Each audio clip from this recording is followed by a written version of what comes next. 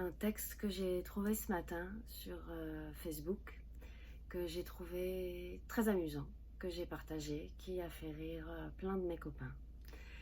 Et, et du coup, j'ai décidé de vous le lire à haute voix. Alors malheureusement, j'ai pas le nom de l'auteur. J'ai pourtant cherché, on me l'a demandé, j'ai cherché, j'ai pas trouvé. J'ai trouvé ce texte sur un groupe, un des nombreux groupes auxquels je suis abonnée, qui est un groupe d'hypnose, hypnothérapie, coaching. Voilà, j'en ai quelques-uns comme ça, sur lesquels j'aime bien aller parce qu'on trouve des idées, des échanges, voilà.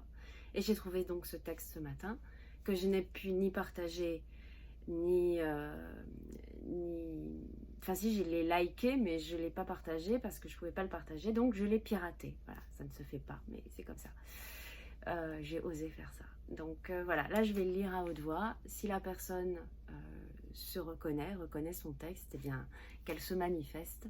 Voilà, ça sera pour moi l'occasion de la remercier. Mais bon, qu'elle ne me demande pas des droits d'auteur parce que je ne pourrais pas lui payer. Voilà. Donc un texte sur les quelques règles qui régissent actuellement nos vies, tant à l'extérieur qu'à l'intérieur. Règle numéro 1. Vous ne pouvez pas quitter la maison. Enfin, en principe. Mais si vous en avez vraiment besoin, alors vous pouvez quand même. Règle 2. Les masques ne servent à rien. Mais il faudrait quand même en porter, ça peut sauver. Ça sert à rien, mais ça sera peut-être obligatoire. 3. Les magasins sont fermés. Sauf ceux qui sont ouverts. 4. Il ne faut pas aller dans les hôpitaux, sauf s'il faut y aller. Même chose pour les médecins. Il ne faut y aller qu'en cas d'urgence et à condition de ne pas être malade. Ce virus est mortel, mais pas trop effrayant néanmoins. Sauf que si, en fait, ça va être une vraie catastrophe planétaire. 6. Les gants n'aideront pas, mais ils peuvent aider quand même. 7. Tout le monde doit rester à la maison, mais il est important de sortir. 8. La nourriture dans les supermarchés ne manquera pas, mais il y a plein de choses qui manqueront si vous y allez le matin. Mais il ne faut pas y aller le matin. Le virus n'a pas d'effet sur les enfants, sauf sur ceux sur qui il en a. 10. Les animaux ne sont pas atteints.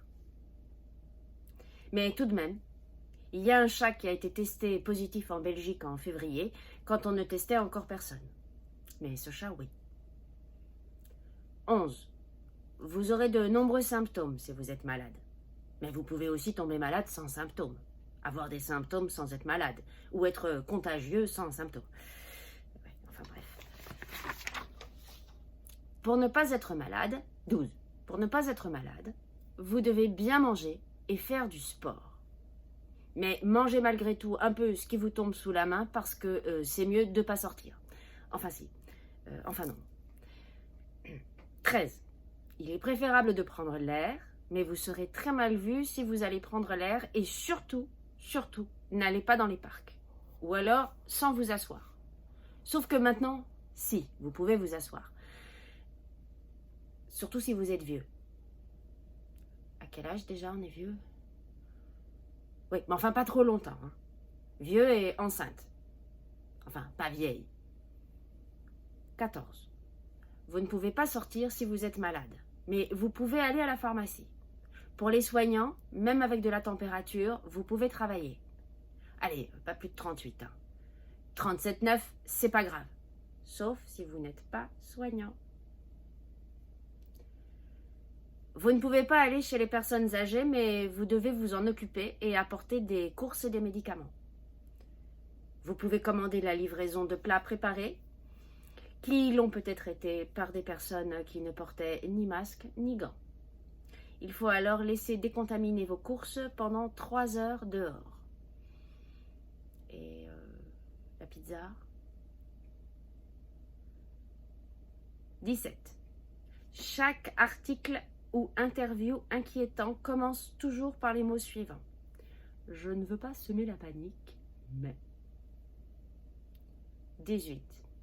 Vous ne pouvez pas voir votre mère et votre grand-mère âgées, mais vous pouvez prendre un taxi et rencontrer un chauffeur de taxi âgé. 19. Vous pouvez vous promener avec un ami, mais pas avec votre famille si celle-ci ne vit pas sous le même toit que vous. 20. On vous dit que se promener avec la bonne distanciation sociale n'est pas dangereux. Alors pourquoi on ne peut pas se promener avec d'autres amis ou de la famille, un à la fois, si on est dehors à la bonne distance? 21. Le virus reste actif sur différentes surfaces pendant 2 heures. Non, 4. Non, 6. Non, enfin, on n'a pas dit des heures. C'est peut-être des jours. Mais il a besoin d'un environnement humide. Non, en fait, pas nécessairement. 22. Le virus reste en suspension dans l'air. En fait, oui. En fait, non. Enfin, peut-être. Surtout dans une pièce fermée.